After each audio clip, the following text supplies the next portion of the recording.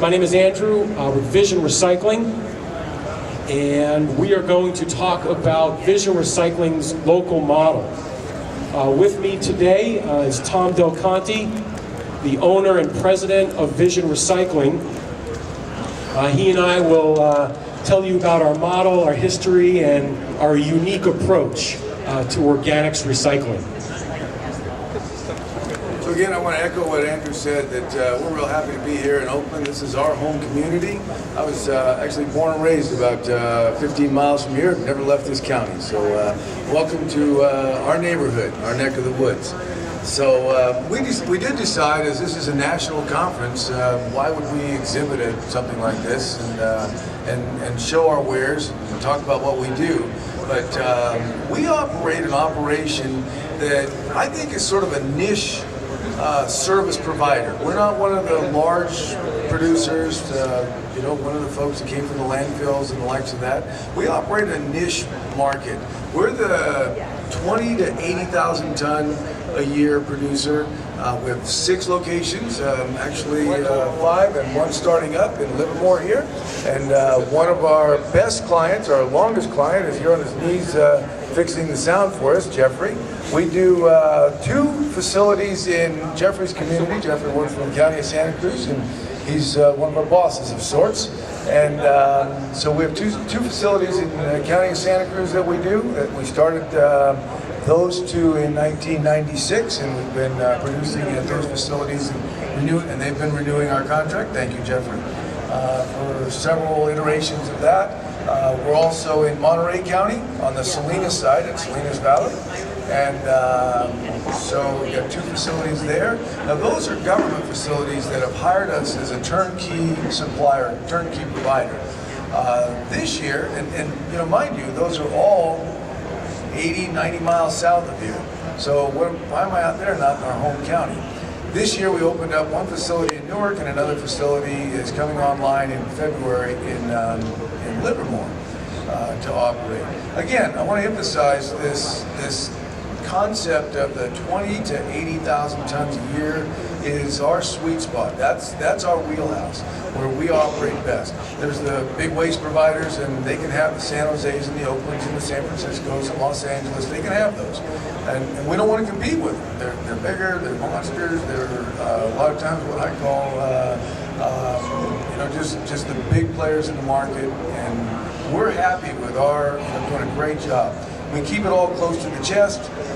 What we do is we bring in the product, and if you go to our booth, there's a great sign that we have there that says we receive it, we process it, we retail it, and we deliver it. So take a look at the banner out there. Andrew did a nice job of putting all that together. We worked hard.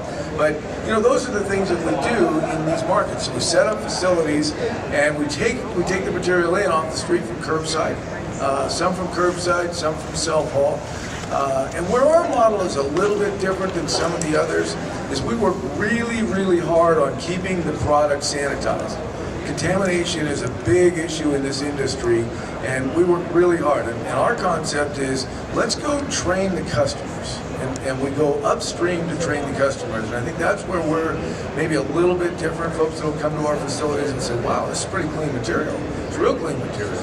And the reason and the logic behind that is we're reaching out to our customers. And we do a lot of little elements to reach out to whoever's bringing this material.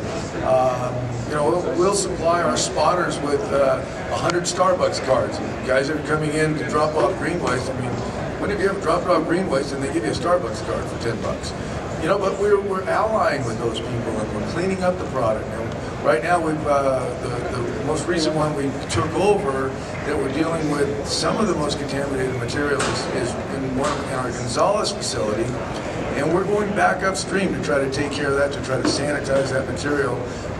We do take curbside there. We're going with drivers contests. We're going into the drivers, the waste management and the allies, and meeting with them at their training meetings. And we bring in a $1,000 bill and say, listen, we're going to score your loads. If you can clean these up a little bit, we're going to, we have this contest, and you drivers are going to win some money on this. We do a lot of innovative, visionary things, we think, to try to make it so that we're cleaning up these loads. And what does that result in? results in a great product on the other side. A little bit about our product line. We've had 12 different products for a long time. We think that was back in the 90s, fairly innovative. We weren't just making compost, we were making the organic amendments, plus we're making 8 different types of mulch. We've been coloring for a long time. We resize, we make it for agriculture, and we make it for the landscape community. One other thing that I think that makes us a little unique is as some folks in the industry have entered this industry, I came from the horticulture side. I'm a landscape contractor, entering my 41st year as a landscape contractor, so that gives me a little different perspective on why we set this up. And I think the difference is we're approaching this business model from the need standpoint. We need to have a pure product. We want to have a product that's going to work in horticulture. We want to improve the soils. Sometimes the guys that are coming to it from the garbage side of things say, you know what, we just got to get rid of this stuff. Where do we put it? And you know, the governmental agencies are not letting them put it in the hole anymore. So they're having to find some more resourceful alternatives. And I'm not so sure it's at the core of their heart sometimes. And without being too critical, but you know, that's where we really come from, is we're finding a need for the product and figuring out how to use it realistically to improve soils. So I encourage everybody to come over to our booth. We're on the opposite side. We've worked hard because we want to try to stimulate some interest in vision recycling here in Northern California. Again, back to that.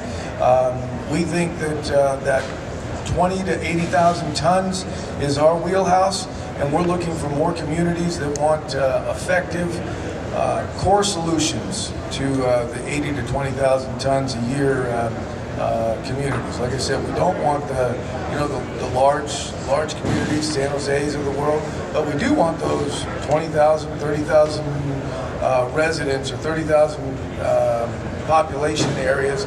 Those are really sweet to us. We'll set up in those venues, and our motto is returning organics back to local soils, and we live by that. I'm going to turn this back to Andrew. Thank you, Tom.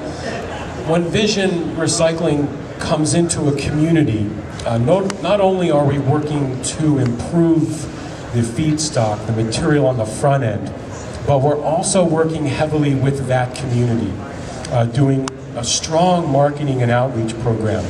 The community that vision recycling enters really will benefit. They will grow, they will find out about organics.